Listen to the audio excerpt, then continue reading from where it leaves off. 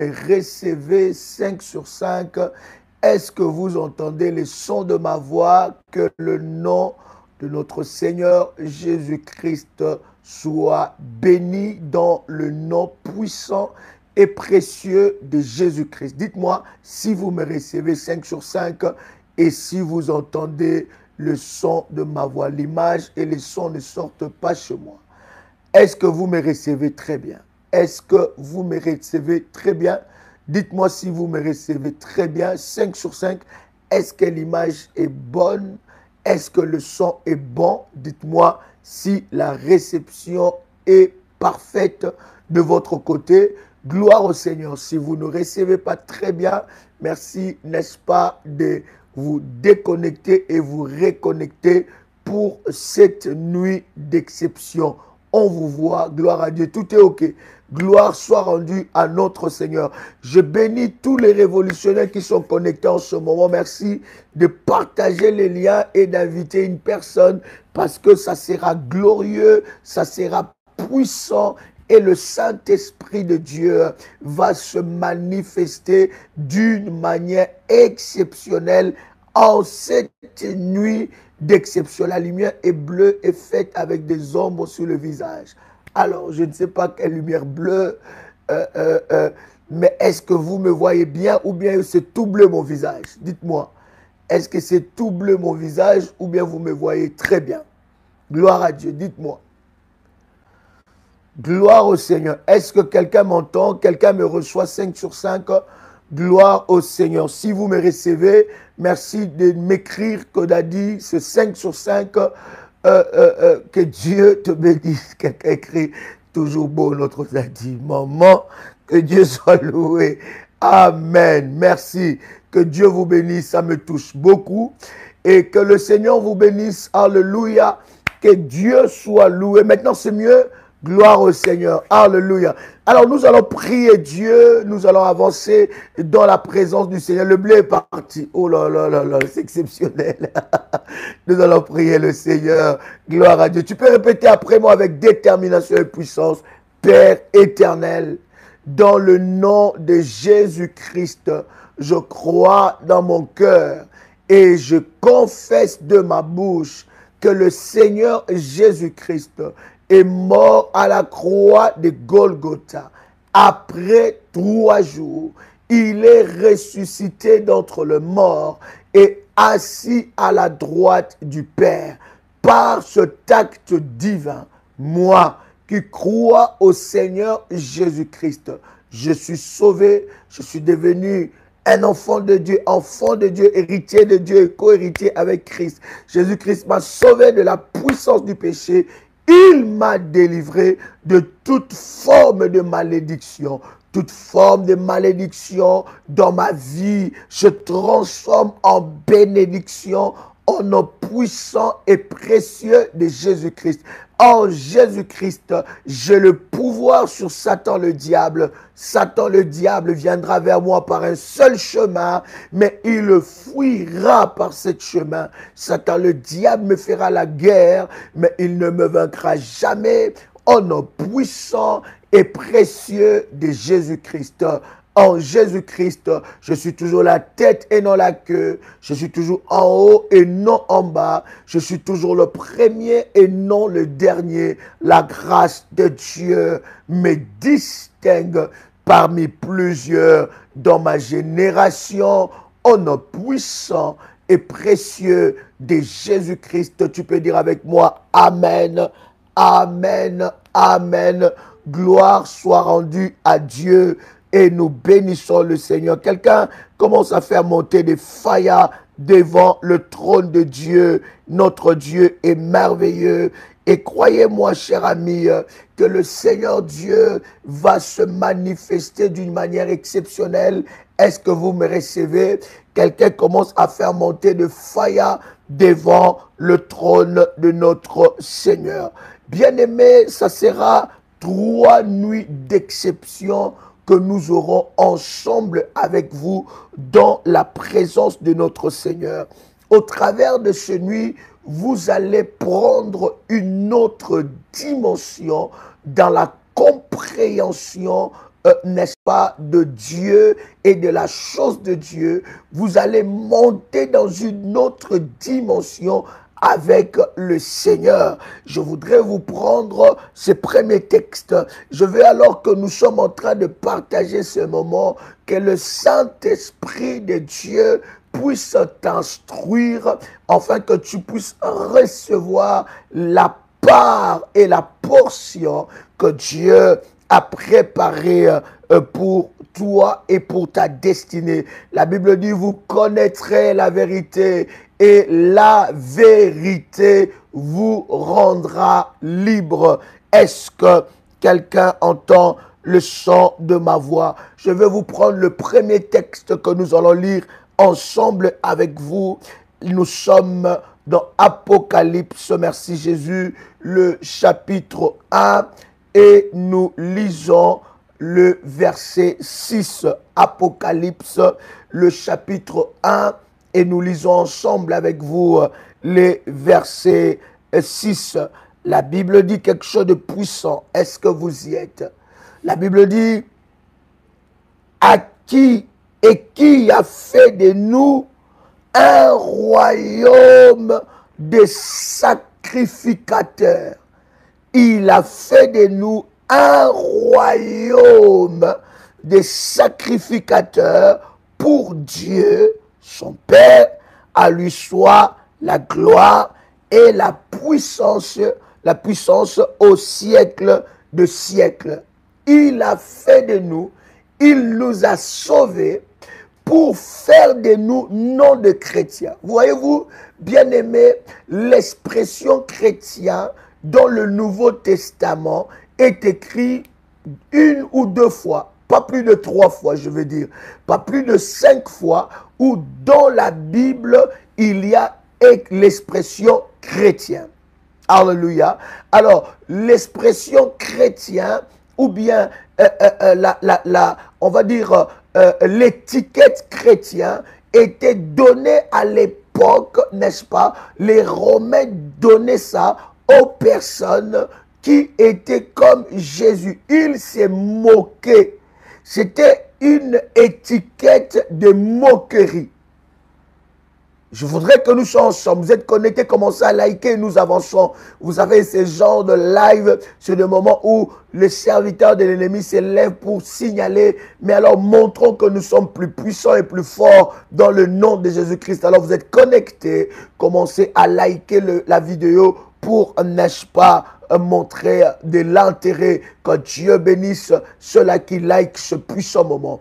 Alors, je disais que l'expression chrétien, n'est-ce pas? Cette expression-là, c'était pour se moquer, n'est-ce pas, des personnes qui vivaient comme Christ. Alléluia. Et vous allez voir que dans l'histoire de la Bible, nulle part dans la Bible, le Seigneur a dit que nous sommes des chrétiens. Alléluia. Donc, l'expression chrétienne, chrétien ou chrétienne, c'était une expression de moquerie.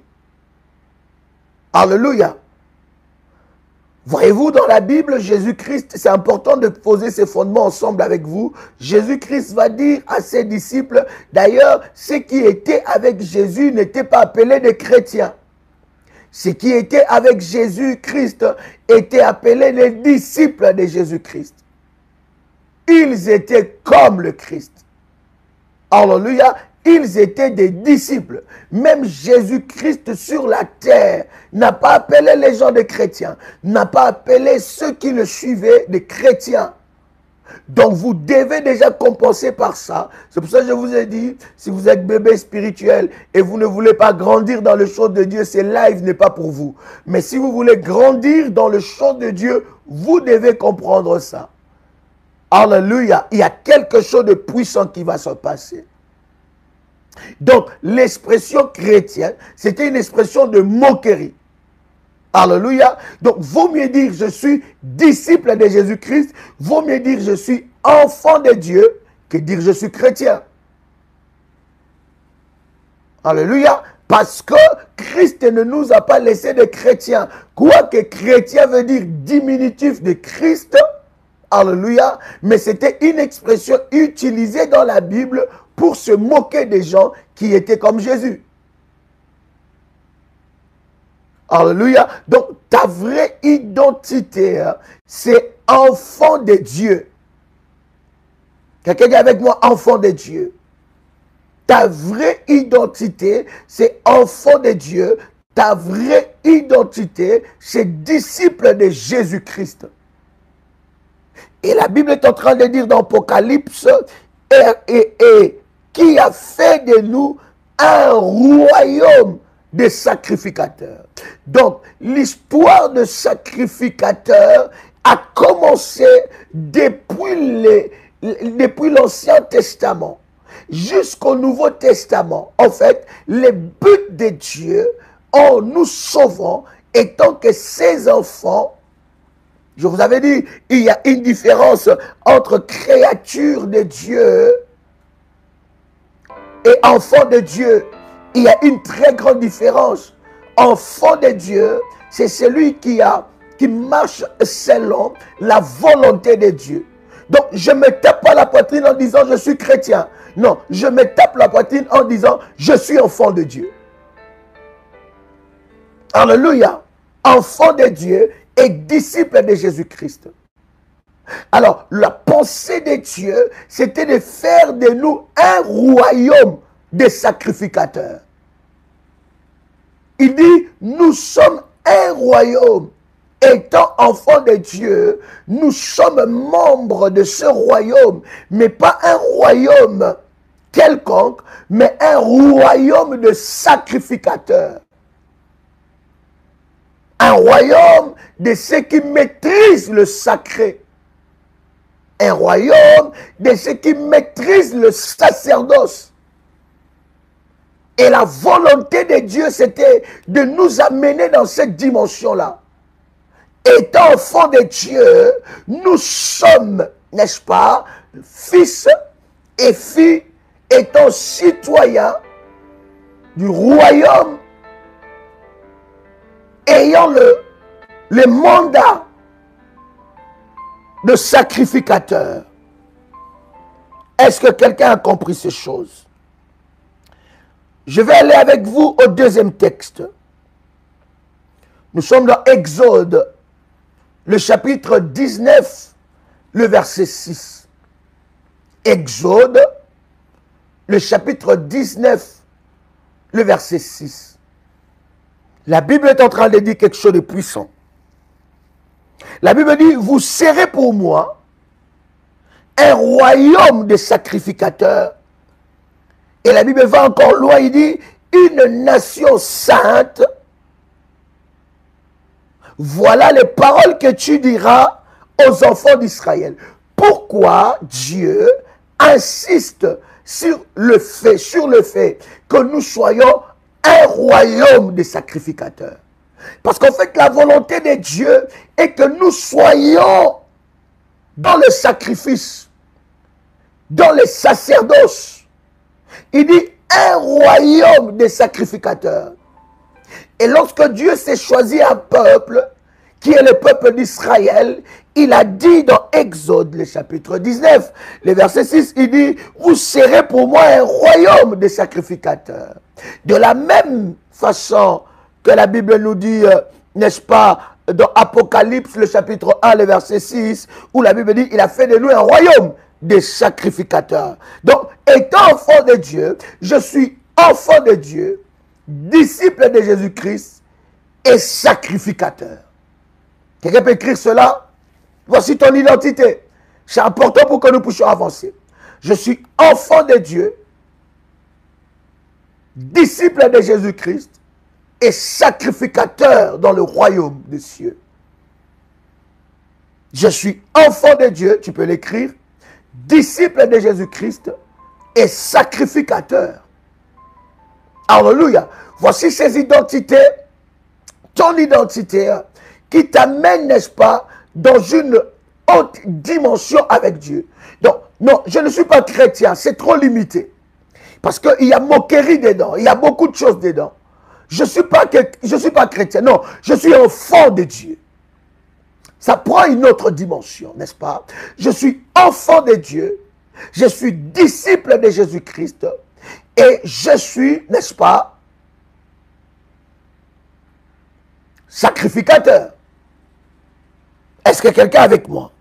C'est très important.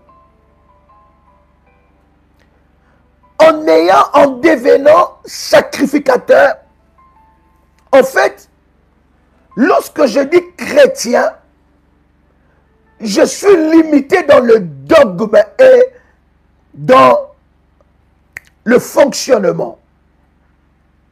En fait, c'est ça d'ailleurs qui t'a dénaturalisé. En fait, tu as perdu de l'essence en mettant sur toi cette connotation de chrétien. Je répète, je suis dans l'équilibre. Si vous venez de vous connecter, ne prenez pas le live comme ça. Allez au début, vous allez comprendre ce que nous sommes en train de dire. En fait, en réalité, tu es enfant de Dieu. Enfant de Dieu.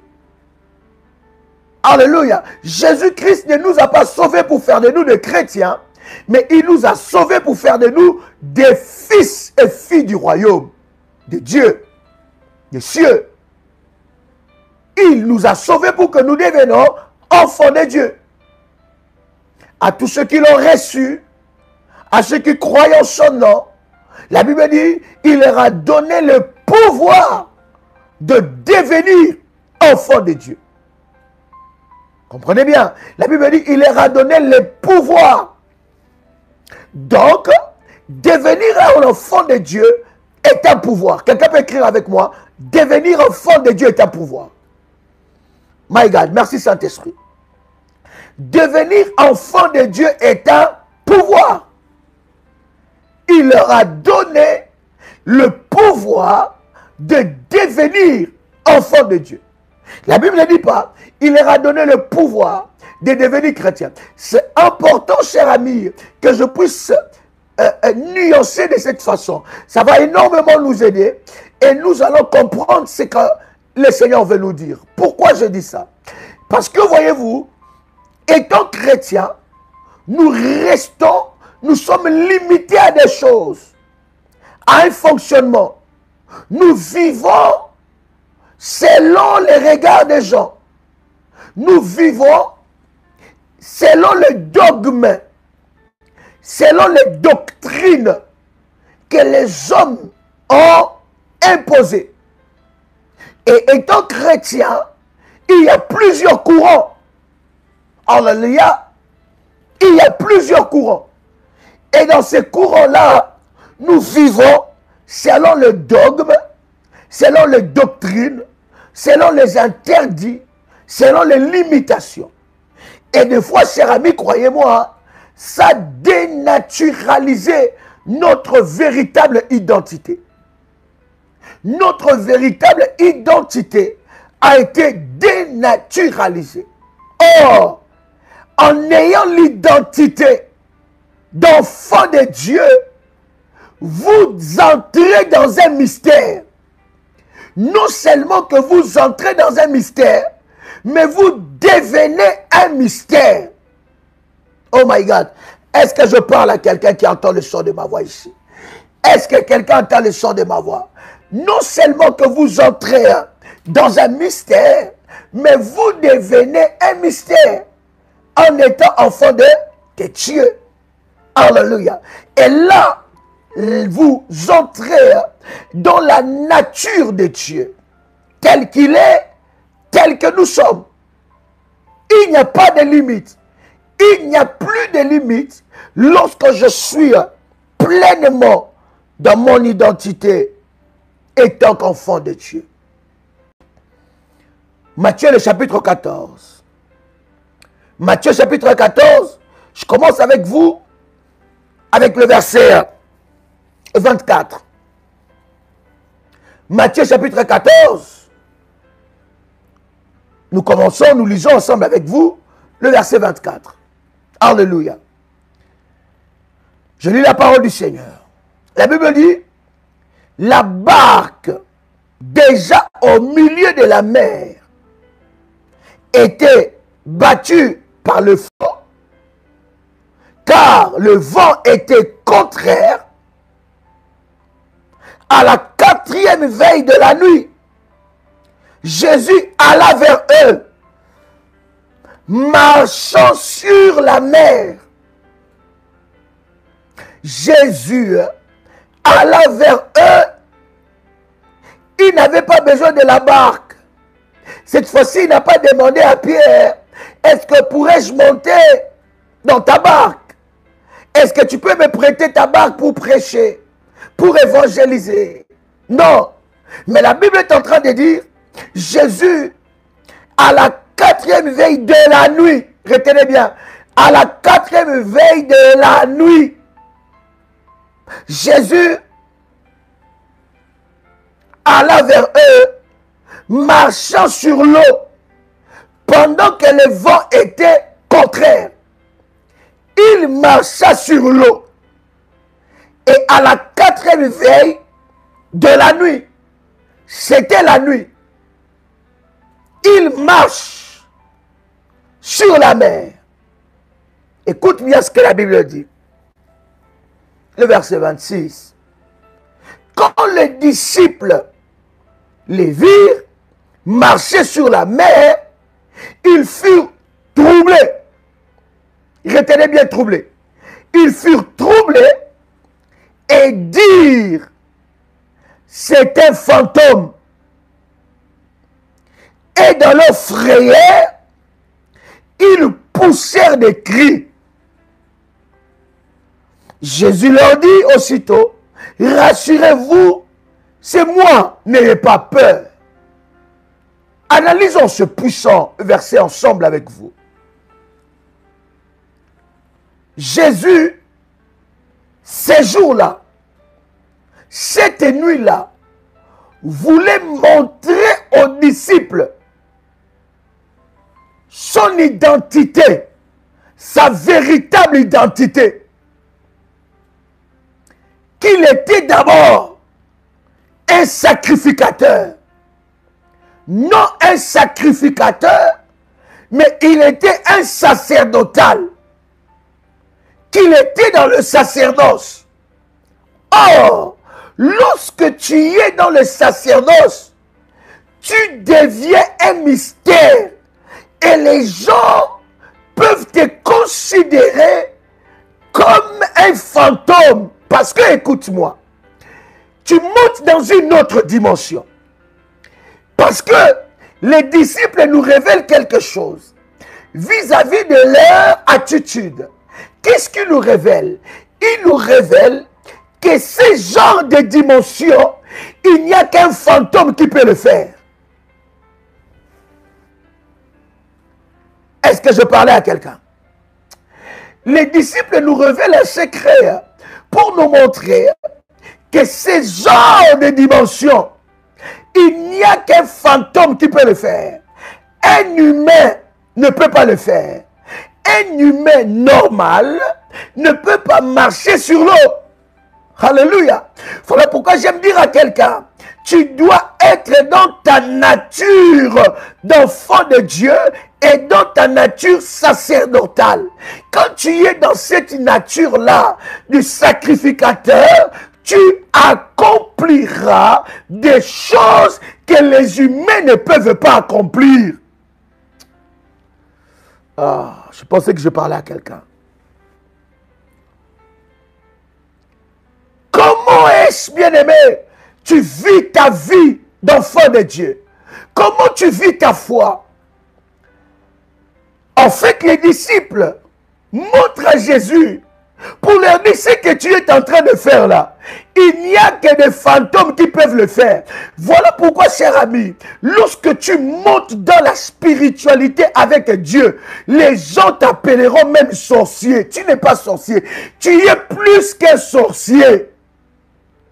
Lorsque tu es en train de faire des services prophétiques, les gens te diront que tu as perdu la tête, que tu es devenu sorcière, que tu es devenu sorcier. Parce que, bien aimé, les genres de choses que tu fais pour eux, il n'y a qu'un sorcier qui peut faire ça. Or que toi, tu as le sacerdoce divin. Oh my God. Je disais, je vais aller doucement. Parce que quelqu'un doit comprendre quelque chose. Il y a des choses que nous avons laissées à Satan. Il y a des choses que nous avons laissées aux sorciers. Il y a des choses que nous avons laissées aux serviteurs de l'ennemi. Nous croyons que c'est eux qui ont le monopole. Non, bien-aimés dans le Seigneur, dans la dimension du sacerdoce royal, le sacerdoce divin, le sacerdoce de Dieu, tu y es plus qu'un sorcier. Donc tu ne peux pas avoir peur d'un petit sorcier. Tu y es plus que les marabouts de ton village. Tu y es plus fort que les Ndanga, que les chefs coutumiers. Bien-aimé, tu y es plus fort.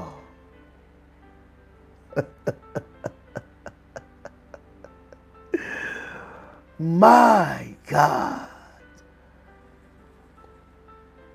Est-ce que quelqu'un est avec moi ici? Voilà pourquoi certaines choses que tu fais, ça peut choquer les chrétiens.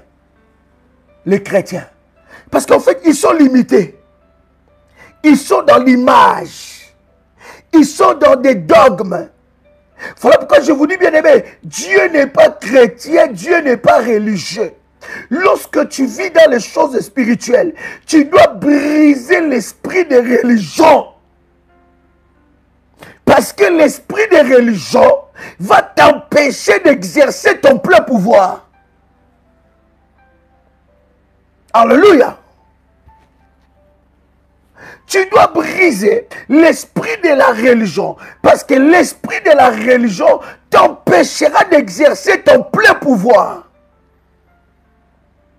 Jésus voulait leur montrer sa nature. Sa véritable nature. Voilà pourquoi il y a des personnes qui sont choquées quand tu es en train de prier, quand tu fais certaines prières, quand tu es dans certains rituels prophétiques. Oh, ah non, non, ça c'est pas normal. Ça, la Bible dit ça où? Ça c'est pas normal. Ça c'est pas cohérent. Ça devient de la sorcellerie. Là, il faut faire attention. Parce que, bien aimé dans le Seigneur, parce qu'il ne comprend pas la dimension que tu montes avec Dieu. Et fais attention à tout message qui tue le côté sacerdoce en toi. Je répète, tous les hommes de Dieu n'ont pas cette dimension.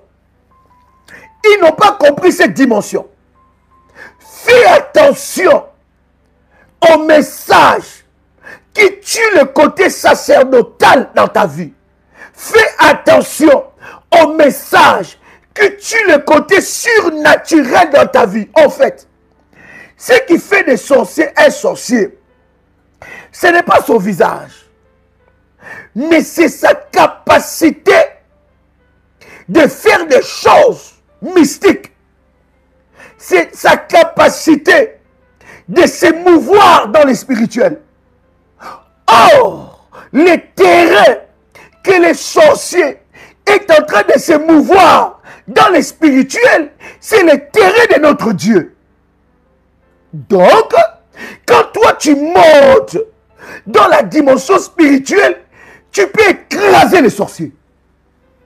Tu peux les bloquer. Ah, je suis en train d'aller vite en besogne. Tu dois d'abord connaître qui tu es. Tout commence par là. Tout commence par là. Tu dois connaître ton identité. Si tu ne connais pas ton identité, tu auras peur des sorciers. Si tu ne connais pas ton identité, tu auras peur des serviteurs de Satan. Tu auras peur des occultistes. Tu auras peur de tous ceux-là qui servent Satan. Parce que tu ne connais pas qui tu es. Oh my God, est-ce que je parle à quelqu'un? Parce que tu ne connais pas ton identité. Et lorsque tu ignores ton identité, bien-aimé, tu ne pourras pas te mouvoir dans les sphères spirituelles. Tu ne pourras pas posséder ce qui est à toi. Tu ne pourras pas arracher ce qui est à toi. Pourquoi? Parce que tu es petit esprit. Tu ne peux pas être dans la spiritualité avec Dieu si tu es petit esprit. Ici, nous sommes là pour t'amener dans une autre dimension avec Dieu. Alléluia. Jésus leur démontre. En fait, ils connaissaient les Jésus des paraboles. Ils connaissaient les Jésus des prêchés. Ils connaissaient Jésus des serments.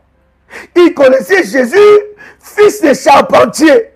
Ils connaissaient Jésus, fils de Marie. Ils connaissaient Jésus, le frère de ses frères, le cousin de ses cousins, le neveu de ses oncles, mais ils ne connaissaient pas l'identité cachée de Jésus, du surnaturel, du sacerdotal. Ils ne connaissaient pas que Jésus-Christ avait une autre... Bien aimé, oh my God, commence à liker, commence à liker. Écoutez, lorsque les gens commencent à te maîtriser, bien aimé dans le Seigneur, ta vie est finie. Vous comprenez ça? Lorsque les gens commencent à te maîtriser, ta vie est finie. C'est une bataille spirituelle. Il ne faut pas que les gens te maîtrisent. Il faut être toujours imprévisible. Parce qu'en fait, quelqu'un qui est dans la dimension spirituelle, qui est dans la profondeur spirituelle, cette personne est imprévisible. Il devient comme le vent. Il devient comme le vent. Voilà pourquoi, bien aimé, on viendra te chercher par les sorciers pour te faire du mal. Lorsqu'ils arrivent dans ta chambre, ils ne te voient plus. On t'a mis un piège sur la route et que quand tu marcheras, tu tomberas sur ce piège-là. Un ange te porte dans les bras et tu dépasses. Tu passes au-dessus de ce piège.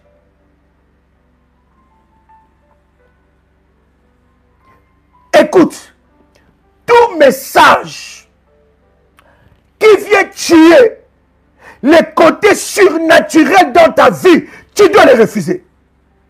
Tu dois rejeter ça. Tout message qui vient détruire en toi les côtés sacerdotal, les côtés sacrificateurs, tu dois briser ça. Est-ce que quelqu'un t'a le son de ma voix? Est-ce que je peux avancer?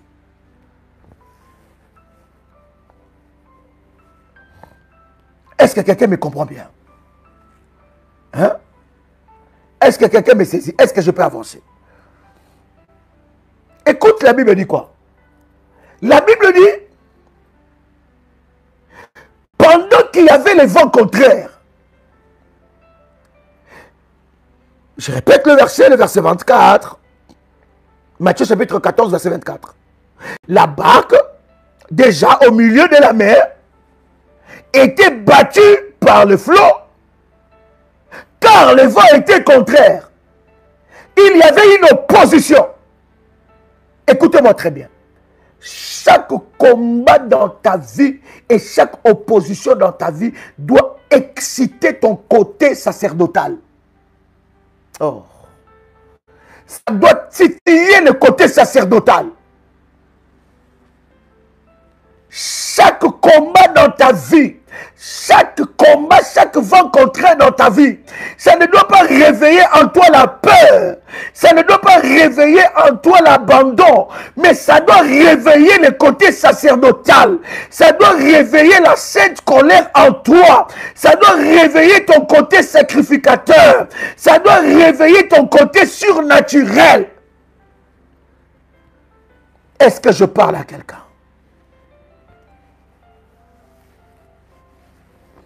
Quelqu'un peut écrire avec moi. Chaque combat dans ma vie doit réveiller le côté sacerdotal. Alléluia. Est-ce que tu es là? Pendant que les vents étaient contraires, Jésus a choisi ces moments pour révéler le côté sacerdotal. Et la Bible dit, le verset 25, à la 4e veille de la nuit, je le dis souvent et je le répète encore. La nuit n'appartient pas aux sorciers. Quelqu'un peut écrire ça. La nuit n'appartient pas qu'aux sorciers. J'ai dit même, la nuit n'appartient pas aux sorciers. Toi aussi, tu peux régner la nuit. Voilà pourquoi, bien aimé, le diable prend le contrôle dans ta vie. Pourquoi? Parce que tu as laissé la nuit à Satan. Tu as laissé la nuit aux œuvres de l'ennemi. Oh, pendant la nuit, c'est le temps où toi aussi, tu es dans la présence de Dieu. Où ton côté sacerdotal, ton côté de sacrificateur, ton côté de sacrificateur, ton côté surnaturel doit se manifester. La nuit n'appartient pas aux sorciers. La Bible dit, à la 4e veille de la nuit, qu'est-ce qui s'est passé? À la 4e veille de la nuit, la Bible est en train de dire, Jésus alla vers eux. Non dans une barque. Il a changé de formule. Il alla vers eux, marchant sur la mer. Chapradi, Yakomandi Chapradadesa. Arrête de subir la nuit. Bien-aimé dans le Seigneur, savez-vous que les décisions les plus importantes et spirituelles se prennent la nuit? Qu'est-ce que toi tu fais la nuit? Toi tu ne fais que dormir du 1er jusqu'au 30. S'il n'y a pas un programme spécifique dans le ministère de la prière révolutionnaire, toi tu ne fais que dormir du 1er jusqu'au 30. Tu n'as jamais sacrifié une nuit dans la prière. Mais comment est-ce que tu veux monter dans le spirituel? Tu n'as jamais sacrifié tes nuits. Depuis que tu as commencé la nuit, depuis que tu as commencé l'année, tu n'as jamais passé la nuit face contre terre. En train de chercher Dieu. En train de prier. En train de changer les choses. Pendant ce temps, pourquoi les sorciers ne sortent pas les jours? Quoi qu'ils sortent les jours pour des missions spéciales. Mais pourquoi majoritairement ils sortent la nuit? Parce que c'est pendant la nuit qu'il y a des décisions. Écoutez-moi. Même sur le plan politique, les plus grandes décisions qui changent le monde, qui ont changé le monde, ne se prennent pas le jour. Ne regardez pas ce que vous voyez là. Tout ce qui est diplomatique là. Ça, c'est la partie officielle. Il y a une partie officieuse que vous ne voyez pas. Les accords se prennent la nuit. Tu veux monter dans le spirituel. Tu dois d'abord apprendre à consacrer tes nuits. Tu dois, au courant de la semaine, avoir un jour, une nuit, où toute la nuit tu es dans la présence de Dieu. Même les lois des pays se votent la nuit. En France, on a fait passer des lois les plus compliquées pendant que les gens dormaient. Que fais-tu la nuit? Comment est-ce que tu veux monter spirituellement? Mais toi, la nuit, tu dors plus que je ne sais pas qui. Tu aimes ton lit trop. Tu ne peux pas monter spirituellement. Tu aimes trop ton lit. Les sorciers sortent la nuit. Ils s'envolent. Ils sortent de leur corps pour développer leur côté spirituel, mystique, diabolique. Mais toi, pendant ce temps,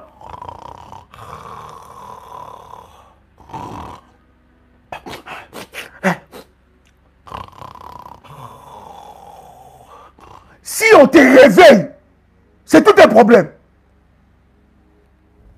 Il y a même des enfants de Dieu qui ont perdu l'horloge spirituelle. Est-ce que vous savez que chaque homme spirituel, chaque femme spirituelle qui est réellement spirituelle a l'horloge spirituelle? Il a l'alarme spirituelle. Le Saint-Esprit le réveille. comment veux-tu monter dans le sacerdotal, dans les sacerdoces, si tu ne sais même pas sacrifier une de tes nuits la semaine?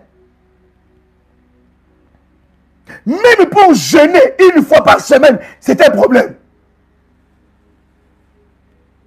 Les nuits, ceux qui dirigent les jours, ce sont ceux qui maîtrisent la nuit. Je répète. Ceux qui dirigent le jour dans ce monde, ceux qui dirigent le jour, ce sont ceux qui ont maîtrisé la nuit. Je répète encore, ceux qui dirigent le jour, ce sont ceux qui ont maîtrisé les nuits. Ceux qui dirigent le jour, ce sont ceux qui ont maîtrisé la nuit. Ils contrôlent la nuit. Dans la vie d'une telle personne, les sorciers ne peuvent même pas. Parce que quand lui sort dans la sorcellerie, toi aussi tu vas dans la présence de Dieu. Tu vas dans le conseil céleste. Tu montes dans les conseils de Dieu. Et quand bien même tu te reposes, ton esprit est dans les conseils de Dieu. Il y a des dimensions où tu montes avec Dieu, quand bien même tu dors, mais tu sens que ton esprit est en prière. Et tu es déjà arrivé à cette dimension-là. Tu dors.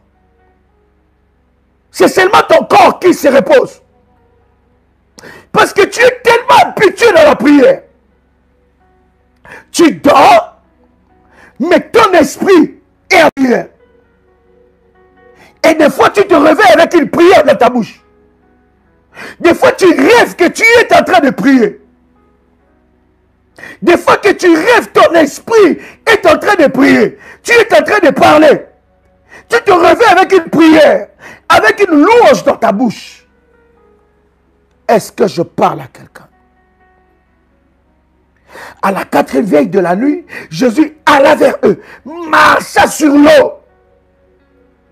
Voyez-vous, les serviteurs de Satan, les sorciers, les jours ils périrent avec toi. Mais pendant que vous dormez sur le même lit, ou bien dans la même maison, lui ou elle sort de son corps. Elle te révèle son autre identité. Elle va dans les sphères spirituelles maléfiques pour agir contre toi. Bien-aimé, au travers de ce programme de 3 jours, de cet enseignement, de ce moment de prière, de la haute spiritualité, bien-aimé, tu bloqueras des sorciers. Ils sortiront. Et Dieu te montrera dans ton esprit que quelqu'un est sorti. Et tu ordonneras qu'il ne revient plus de son corps. Qu'il ne rentre plus dans son corps. Parce que tu es monté dans une autre dimension de la spiritualité. En fait, Jésus voulait leur montrer, hein, vous ne me connaissez pas suffisamment. Même les membres de ta famille n'étaient... Vous savez pourquoi les sorciers de ta famille n'ont pas peur de toi? Parce que tu ne pèses pas.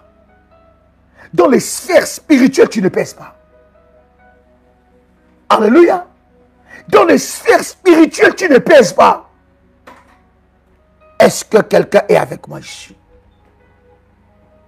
Alléluia. Le verset 26, la Bible dit, quand les disciples le virent marcher sur la mer, ils furent troublés et dirent, c'est un fantôme. Et dans leur frayeur, ils poussèrent des cris. Ils se disent quoi? C'est un fantôme. Bien aimé, si les gens n'ont jamais encore traité ta prière, la prière des sorciers, la prière bizarre, la prière compliquée, la prière là c'est pas normal. Bien aimé, si les gens n'ont jamais traité ta spiritualité avec Dieu bizarre, c'est que tu n'es pas encore arrivé. Et si toi-même tu te dis, bah, non, là ça devient encore une autre dimension, c'est que tu n'es pas encore arrivé. Parce que c'est ce que j'étais en train d'introduire, bien aimé. Si tu viens de nous rejoindre, s'il te plaît, je t'en supplie, après ces lives, recommence ces lives jusqu'au début. Tu comprendras ce que nous sommes en train de dire. Alléluia. Non, bien aimé. Dieu n'est pas chrétien. Dieu ne nous amène pas à aller à l'église, une bonne louange, une bonne prédication, on dit Amen, et des motivations, soyez motivés. Non, non, non, non. Tu dois entrer dans le sphère. Et cette dimension-là, seulement celui qui est dans cette dimension qui peut t'amener. Seulement celui qui est déjà dans cette dimension qui peut t'amener. Il a les clés.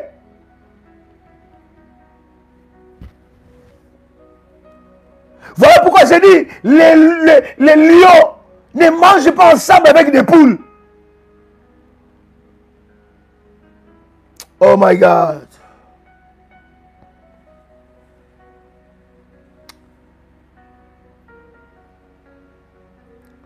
Les sacerdoces, c'est quoi? Les sacerdoces, fonction de ceux qui ont le privilège du sacré.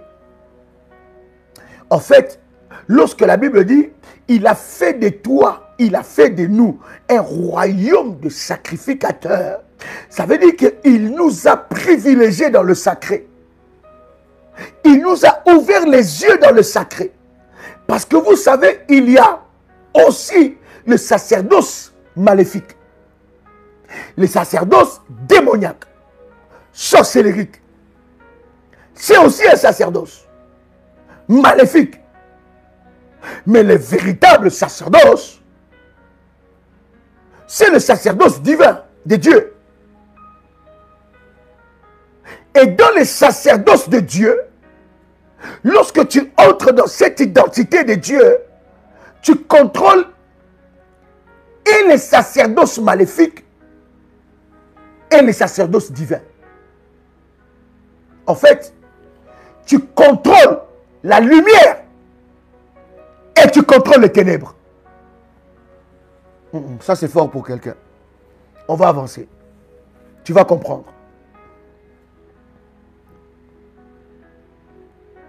Quelqu'un qui entre dans le sacerdoce de Dieu, il a la domination sur le sacerdoce maléfique et le sacerdoce divin. Il contrôle la lumière et il contrôle les ténèbres. Ça veut dire que ce n'est pas les ténèbres qui le contrôlent. Il a l'autorité et la domination sur les ténèbres. Voilà pourquoi la Bible dit, dans Luc 10, 19, voici, je vous ai donné le pouvoir. Oh, bien-aimé, les pouvoirs que tu as, c'est parce que tu ne te connais pas. Les pouvoirs que tu as, c'est un pouvoir plus que les sorciers qui peut paralyser les ténèbres de ta famille. C'est parce que tu ne te connais pas. C'est parce que tu ne connais pas qui tu es réellement. La Bible dit, je vous ai donné les pouvoirs. Le pouvoir que Dieu t'a donné, c'est un pouvoir qui marche au-dessus de tout autre pouvoir. Parce qu'il t'a donné le pouvoir suprême. Au-dessus de ce pouvoir-là, il n'y a pas un autre pouvoir. Maintenant, de quel pouvoir toi tu as peur? Oh my God. De quel pouvoir que toi tu as peur? Ce genre de moment doit te révolutionner, changer, briser l'ignorance et l'esprit de la religion en toi. La Bible dit, hein, voici, je vous ai donné les pouvoirs. Les pouvoirs qu'il nous a donnés, hein, c'est un pouvoir au-dessus de tout autre pouvoir. Au-dessus des pouvoirs occultes, au-dessus des pouvoirs des sorciers, au-dessus des pouvoirs des marabouts, au-dessus des pouvoirs des occultistes. Premier niveau, 30e, 100e, 1000e, je ne sais pas combien de niveaux. Le pouvoir que Christ t'a donné est au-dessus de ça. De quel pouvoir tu as peur? Il dit, je vous ai donné le pouvoir de marcher sur les serpents, sur le scorpion. Et la Bible continue à dire, dans Luc 10, 19, sur toute la puissance de l'ennemi. Et la Bible continue, et rien ne pourra vous nuire. Est-ce que vous comprenez quel pouvoir vous avez? Donc, vous avez le pouvoir sur les sacerdoces maléfiques. Les sacerdoces maléfiques est sous vos pieds. Vous pouvez influencer. Non seulement vous pouvez influencer, mais vous pouvez ordonner, donner des ordres. My God. En fait, les sacerdoces réveillent les côtés divins et mystérieux de ta vie.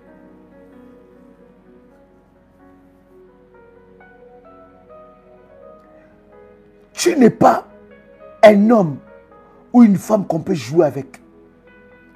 C'est parce que tu n'as pas encore développé ton côté surnaturel.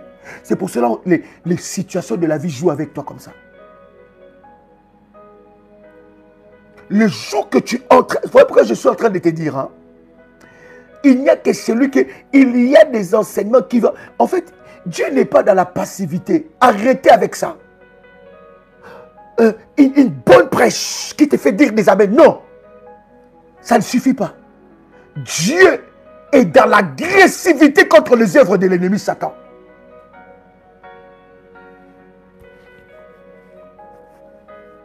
Parce que la bataille est réelle. Fais attention au message qui empêche ton côté sacerdotal et surnaturel de se manifester. J'insiste. Le sacerdoce vient d'hébreu qui veut dire Keuna. Keuna en hébreu qui veut dire l'office d'interprète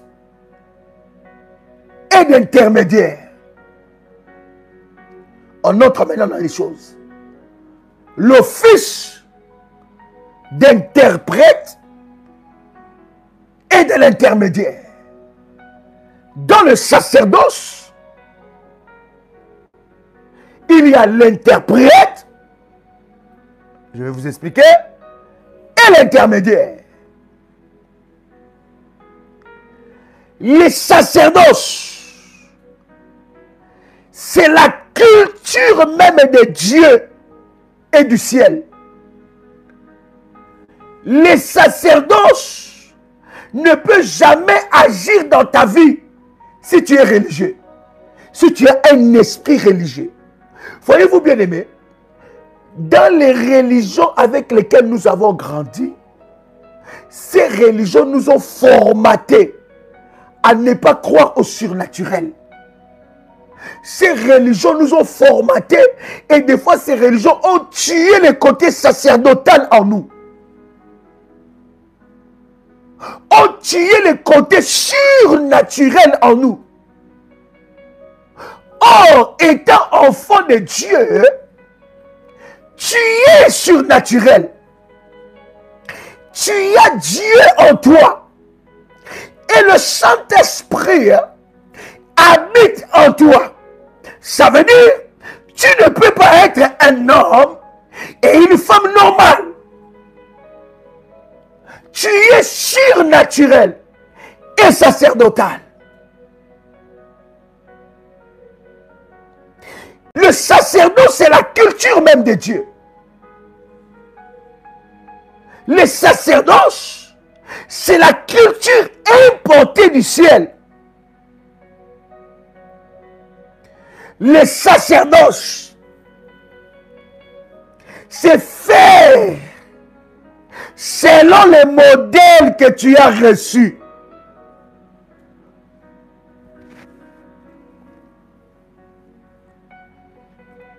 Écoutez, un homme et une femme qui vivent dans les sacerdoces ne fait pas des choses comme tout le monde. Ne fait pas des choses comme tout le monde. Un homme et une femme qui vit dans le sacerdoce ne fait pas des choses influencées par les autres. En fait, ce n'est pas les autres qui l'influencent. Parce qu'en fait, il connaît son identité. Il fait des choses, même les actes qu'il pose. Il pose des actes selon les modèles qu'il a reçus. Là encore, est la dimension de comprendre. As-tu développé ton côté surnaturel et sacerdotal pour recevoir les modèles? Parce que chaque situation ne se résout pas de la même façon. Et chaque situation dans ta vie est résolue par une dose du sacerdoce. Voyez-vous, pourquoi certaines situations persistent? Pourquoi certains défis persistent? C'est parce que il n'y a pas une dose du sacerdoce imposée à ces problèmes. Est-ce que je parle à quelqu'un? Je suis en train d'avancer. Est-ce que quelqu'un est béni ici? Je dis beaucoup de choses, n'est-ce pas? Je vais vous parler de quelques fondamentaux du sacerdoce. Je vais ensemble avec vous poser ces fondements. Alléluia. Alléluia. Selon le modèle que tu as reçu. Vous allez voir que Noé, pour sauver les peuples, Dieu lui a donné un modèle. Il lui a dit, ça ne sera pas par la prière, mais tu vas construire un arche. Et il lui donne les modèles. Chaque homme sacerdotal, chaque homme sacrificateur a un modèle qu'il a reçu de Dieu. Il a un modèle qu'il a reçu de Dieu. Et pendant que Noé était en train de faire l'arche, les gens se moquaient de lui. Mais Noé était fidèle au modèle qu'il a reçu. Oh my God. Noé était fidèle au modèle qu'il a reçu. Il est en train de faire le sacerdoce selon le modèle qu'il a reçu. Et vous allez voir que Dieu a sauvé sa famille. Il a libéré sa famille par l'arche. Et il a sauvegardé les races des animaux par l'arche. La délivrance des enfants d'Israël. Moïse devait recevoir un modèle.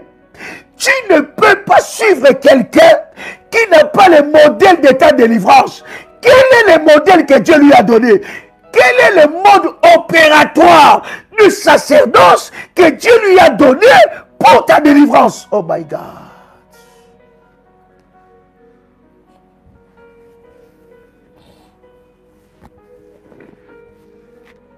Mon père spirituel me disait souvent, Joël, si tu veux devenir tout le monde ou perdre l'essence de qui tu es, écoute tout le monde.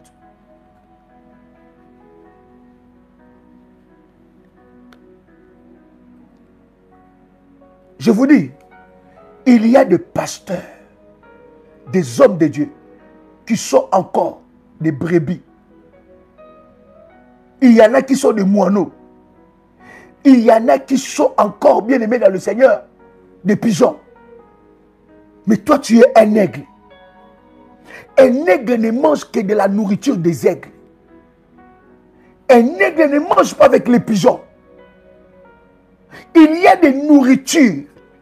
Voyez-vous, quand on fait grandir un enfant au milieu des animaux, il ne parlera pas. Il aura le langage des animaux. Il y a des nourritures, lorsque tu manges ça, ça détruit ton côté surnaturel. Toi, tu es sacerdotal. Je m'adresse aux fils et aux filles de l'alliance dans ce ministère. Fils et filles d'alliance d'Ésaïe 45, verset 2. Toi, tu es sacerdotal.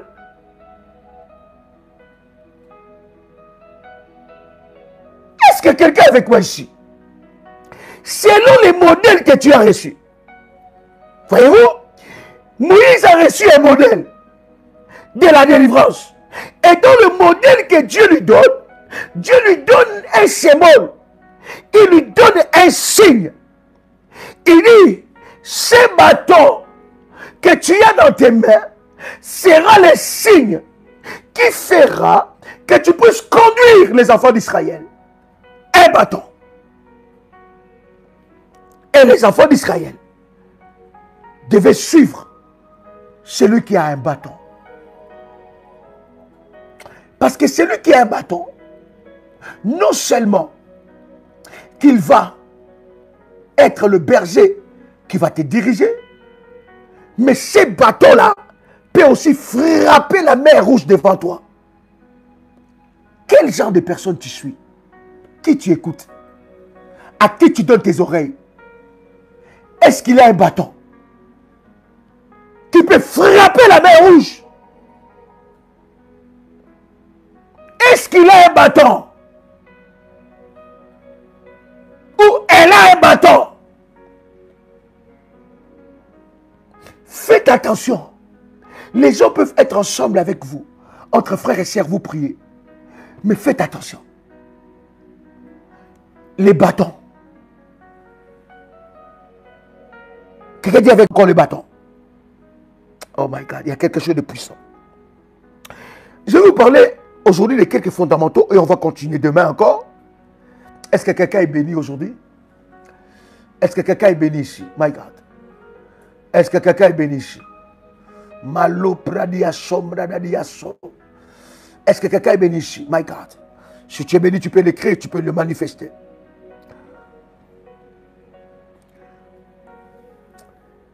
Quelques fondamentaux que vous devez savoir dans le sacerdoce pour monter dans la dimension du sacerdoce.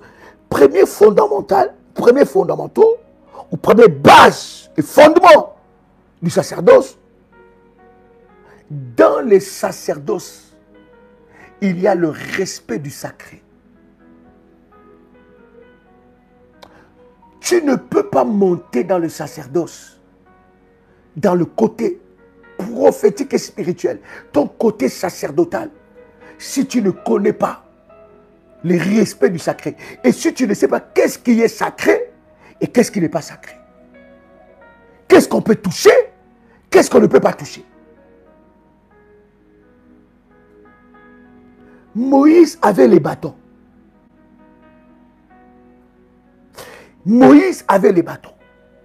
Et dans les bâtons que Moïse avait, la Bible dit Myriam et Aaron se dirent. Mais est-ce seulement par la bouche de Moïse que Dieu parle? Mais Dieu parle aussi par nous.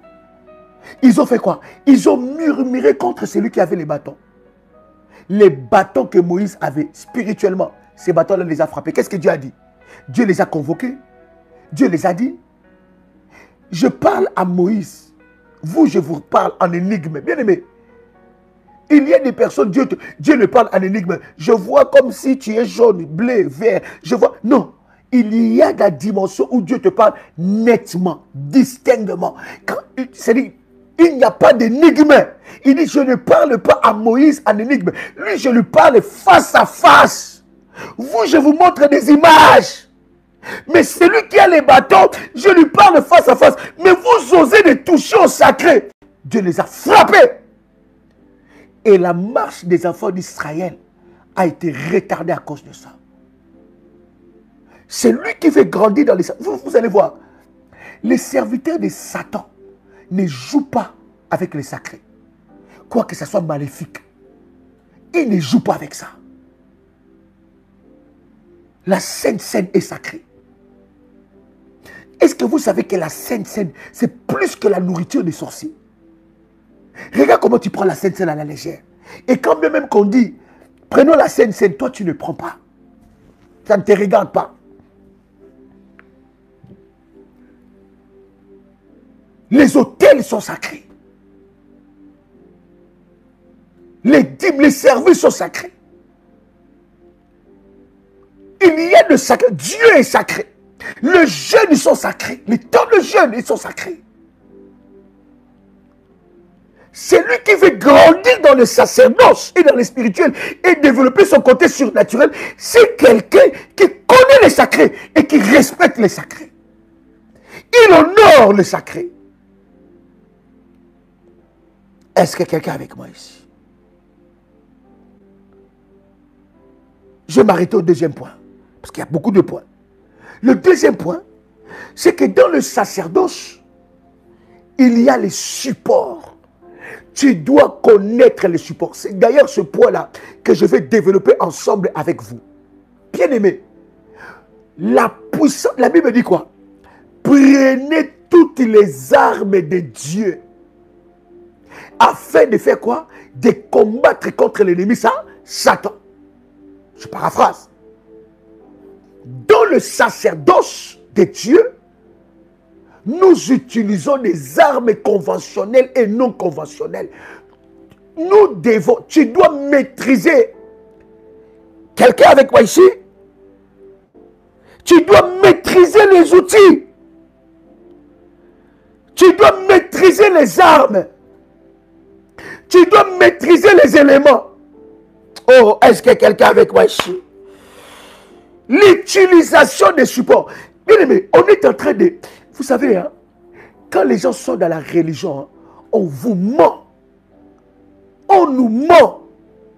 Ah, tu n'as pas besoin de faire ça. Comment est-ce que tu dois prier pour la terre? Comment est-ce que tu dois prendre la photo? Tu dois faire ça. Tu dois... Bien aimé, je fais selon le modèle que j'ai reçu. Il y a le modèle. Et les sacerdoces fonctionnent avec les supports. Écoutez, les supports rendent les sacerdoces palpables. Quand je parle de support, quelqu'un comprend les supports ou pas? Quand je dis support, est-ce que quelqu'un comprend ou pas? Dites-moi, cher ami. Hein? Il y a des personnes qui négligent les manteaux prophétiques. Ah, manteau là, bah, hein? D'ailleurs, j'ai vu un prophète qui m'a dit que ça, tu n'as pas besoin de ça. Jésus a dit que le support. Mais oui, les supports que nous utilisons, les éléments de la haute spiritualité. Et où est-ce que Jésus a dit qu'il faut utiliser les manteaux? Hein?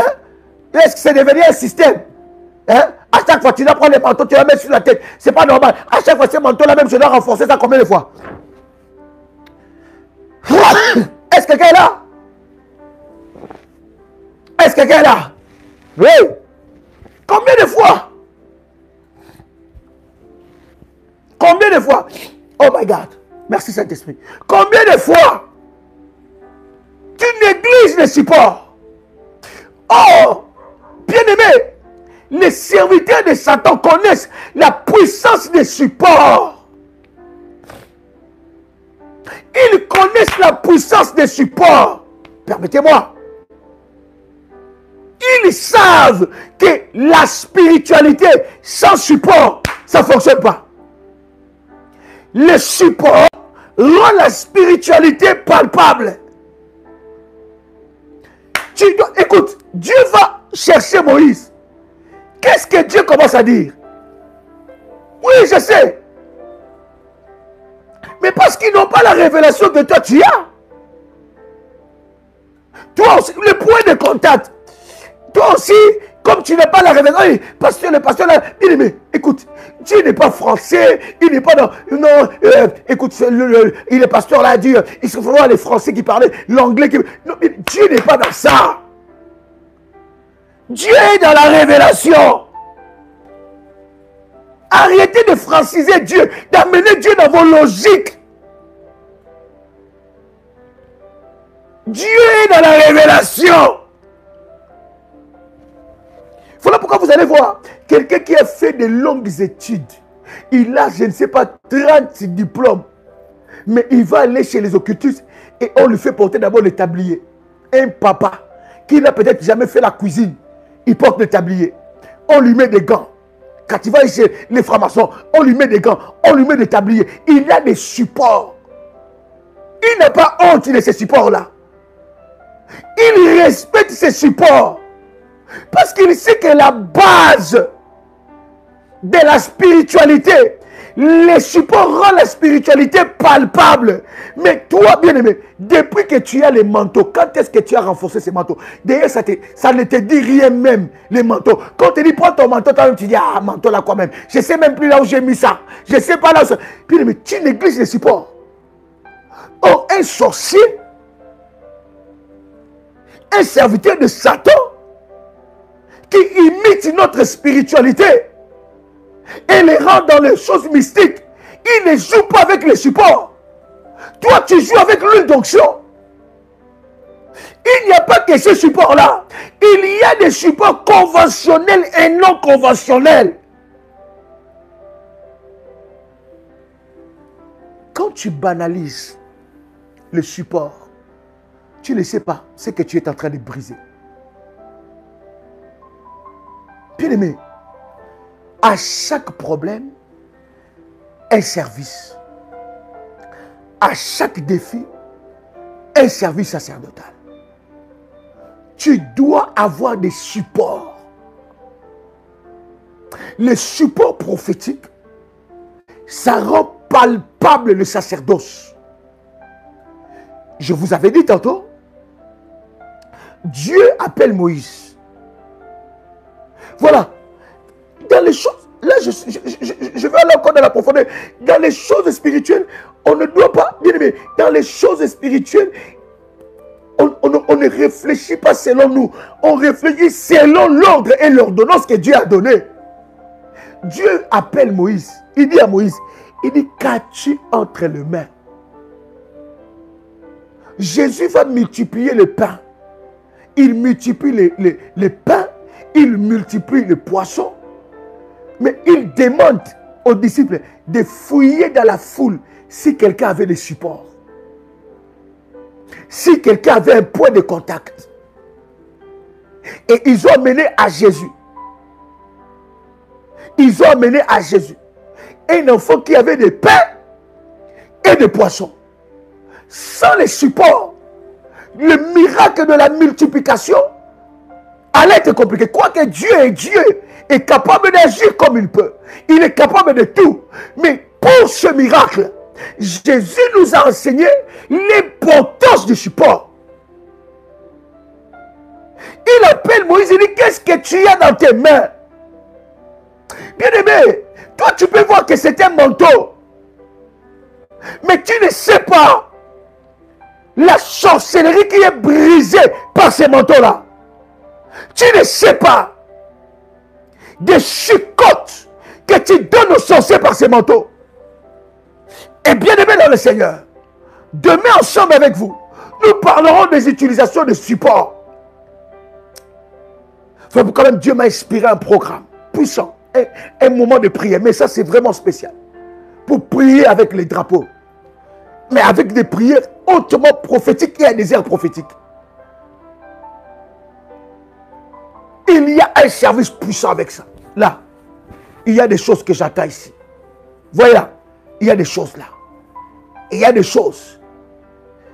Et une orientation spéciale. Avec un service spécifique.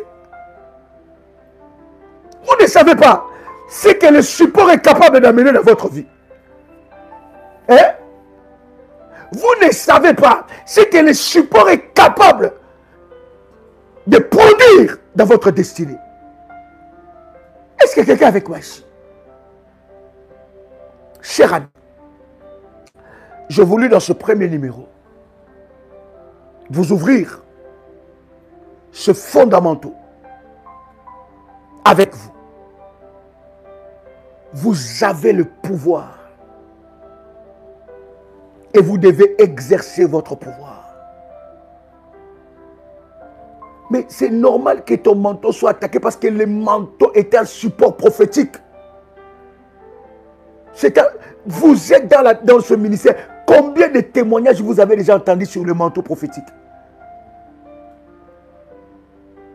Des témoignages où le manteau a sauvé des personnes de l'AVC, des crises. Combien de témoignages? Combien? Voilà pourquoi il y a certaines personnes, il faut les manteaux disparaissent dans la maison. Ils cherchent ça, ils ne voient pas ça. L'effet monte encore dans des dimensions. Bien aimé, les supports, vous ne savez pas, cela peut déclencher dans votre vie. Je voudrais prier pour quelqu'un. Que Dieu brise dans ta vie l'esprit de la religion. Je disais que Dieu brise dans ta vie l'esprit de la religion. Que les écailles de tes yeux tombent et que la puissance de Dieu se manifeste dans ta vie. Au nom puissant et précieux de Jésus-Christ. Amen. Chers amis, que Dieu vous bénisse pour ce premier numéro. Nous nous retrouvons à 6 h du matin, heure de Paris, avec le pasteur Dolly, pour la liste. Seigneur, accomplis tes promesses. Ne manquez pas. Cet enseignement, vous pouvez les répéter autant de fois que vous pouvez. À 12 h, à 18 h, à 21 h. Et nous nous retrouvons ensemble avec vous. Demain, à minuit, heure de Paris, pour de puissants moments dans la présence de Dieu. Il y a quelque chose que Dieu veut faire avec vous. Il est arrivé grand temps que tu montes dans les sphères spirituelles pour compliquer la vie à tous ces petits démons, à tous ces petits occultistes dans ton travail, dans le milieu de ton travail, dans ta famille, à tous ces petits sorciers autour de toi. Il est grand temps que tu montes et que tu le contrôles, tu le domines au nom puissant et précieux de Jésus-Christ. Que Dieu vous bénisse. C'est un privilège de partager ce puissant moment ensemble avec vous. Partagez les liens, invitez les frères et amis pour de puissants moments. Des moments pareils sont des moments de puissance qui nous font monter dans la puissance de Dieu. Bien aimé, nous allons parler ici. Comment est-ce que tu peux aller réussir? Comment tu peux aller récupérer ton intelligence? Comment tu peux aller récupérer ton argent dans la banque? Comment tu peux aller récupérer? Bien aimé, nous allons entrer dans les sphères spirituelles et tu vas aller récupérer ce qui est à toi. Au nom puissant et précieux de Jésus-Christ. Amen. C'était votre frère et ami Joël Kamba, l'apôtre. Shalom chez vous.